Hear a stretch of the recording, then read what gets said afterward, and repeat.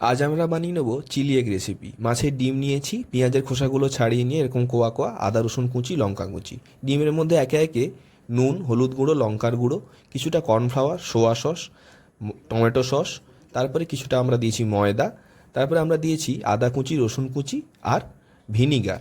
এর সাথে দু রকমের চিলি সস ভালো করে মাখিয়ে নিন। তারপর একটা কড়াইতে সর্ষের তেল গরম করতে দিন। সর্ষের তেল গরম হয়ে গেলে তারপর তাতে এই ডিমগুলোকে এরকম আকারে ছেড়ে দিন। 3-4 মিনিট ভালো করে ভেজে নিতে হবে। ততক্ষণে একটা জলে আমরা কর্নফ্লাওয়ার দেবো এবং ডিমটাকে উল্টে দিয়ে তুলে নেব। সেই কর্নফ্লাওয়ার জলে টমেটো সস, সোয়া সস আর চিলি সস দিয়ে নেবো।